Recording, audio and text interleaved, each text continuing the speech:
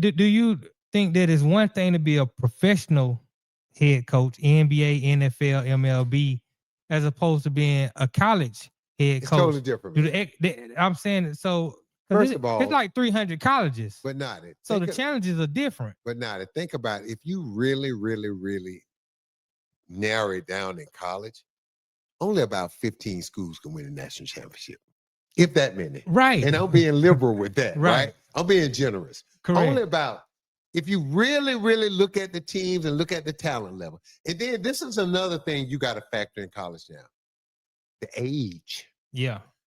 The people forget when they was talking about FSU and all these small mid-majors making these runs, the average age of the team was 20-something years old. Last year, Auburn average age was what, 22?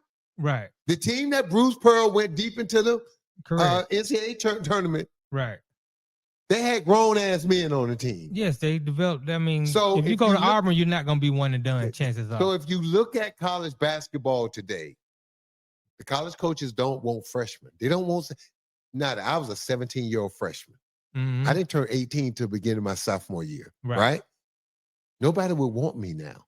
And I averaged 17 points a game as a freshman. Like I was hooping. But if you looked at my body, I was 6'7", 185 pounds soaking wet.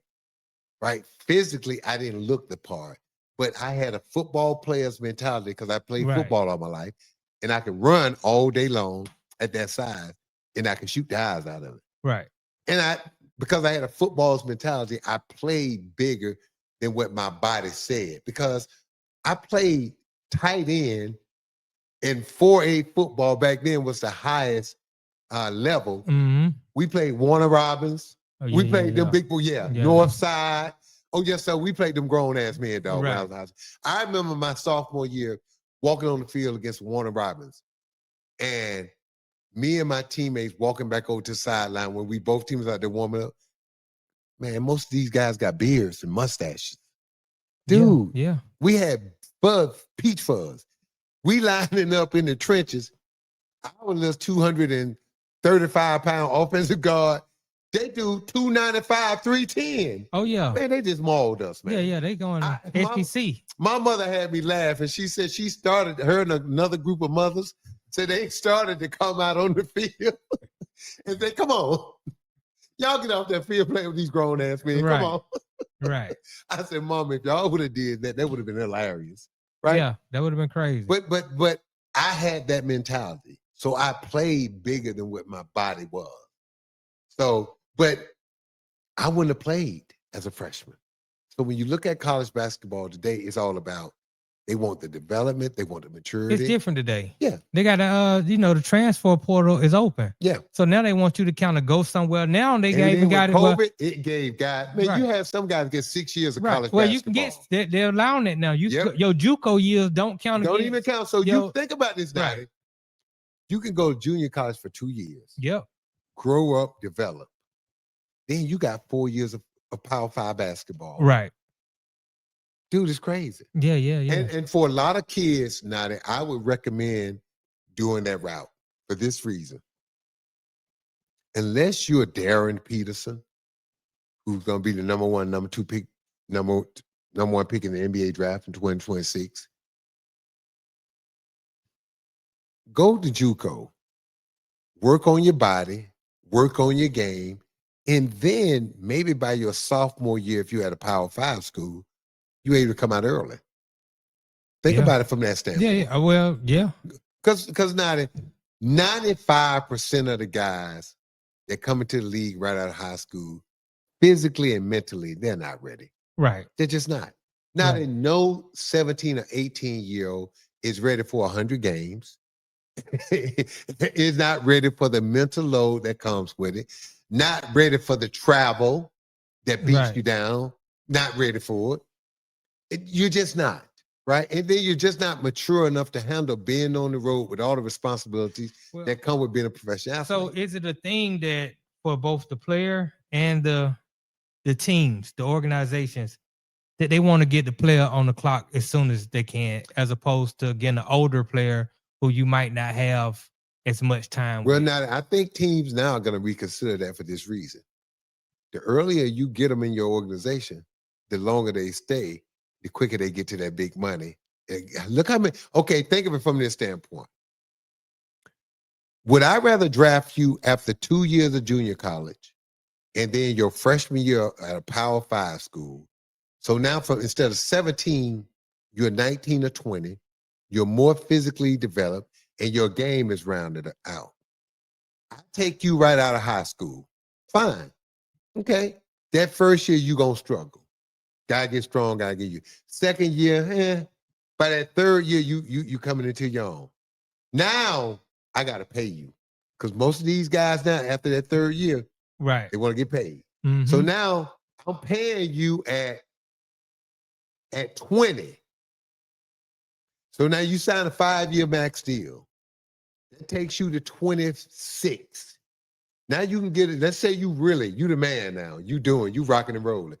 Now that your next max deal takes you to 31. You still got 4 or 5 more years left in you. Now you get another. Let's say you still make a second team All NBA. Now you get another. That's 3 max deals. Right. So now you're looking at over $1 billion. Or if you're the NBA, would I rather get you at 20 or 19 or 20? And now that first year, you're kicking ass.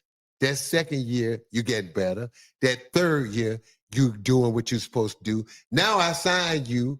You're 23. Now you get your first big deal, takes you out to your 28, 29. Right. Now you get that second deal, takes you to 34. Now, after that, I put you on a year-to-year deal. Which one would you rather have? If you're the owner. From the owner standpoint, you would like to have the more developed player who's in the 20s. But from a player perspective, you want to get on the clock as soon as you can. Yeah, but think of it like this. This is the chance that you're taking now. Okay. You get on the clock soon. Now I got to make a decision on you because you want that money in year 3 and you ain't that dude yet. So now I'm either going to try to offer you less or I may trade you. Right. Now, let's say I trade you. Confidence shook. Now people saying, is he a bust? Mm-hmm. Now all that's creeping in. Now you got added pressure. You see what I'm saying? Right. Sometimes it's better. Look, man, the money's gonna be there. If you'll get, and this is the thing that these young players better think about. The hook gonna be quick. If they don't see it quick, right, they're not investing. Right. Think about it. I think NIL helps them out. Yeah, but because now they can afford to stay. You can afford to stay your butt Right. in school because it don't have to be a money grab. Right. Before you had to come out. Right. Right. But think about a guy like William Avery. Played at Duke. My teammate at Minnesota Timberwolves. I love William. I think he's assistant coach with Duke now. If William had to come out because he was a 15th pick of the draft. But think about if William Avery would have stayed in school and Duke could have said, Will, stay and here go $2 million. Boom. Now, right, mama, I can take care of my family. I can help mama. I don't have to rush. I don't have to do this. I'm getting my NIL money. No pressure. Now I can stay in school and develop.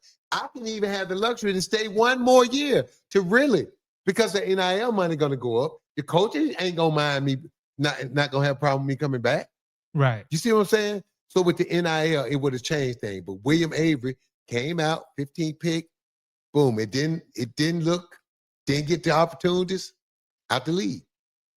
So you can come too soon if you're not ready now. Look, we're gonna change this topic, man. But the one thing about me, I want you to understand this, dude. I don't believe in participation trophies. I don't believe for them in kids. And I definitely don't believe for them in grown-ups. And if you are a professional coach and the owner tells you when he hires you that I'm only hiring you to do so much to get this team to a certain level, and then I'm going to hire the real dude. Right, to come take him so to that's why I was asking you, championship. do you not separate a professional coach from a college coach? Oh, and what a college coach is... Look, man, college guys coach 30-something games. NBA, we coach 82 plus the preseason playoffs. So success in the NBA is measured differently than success in college. Success in the NBA's championship. But the success in college with the money that's being paid now should be championship.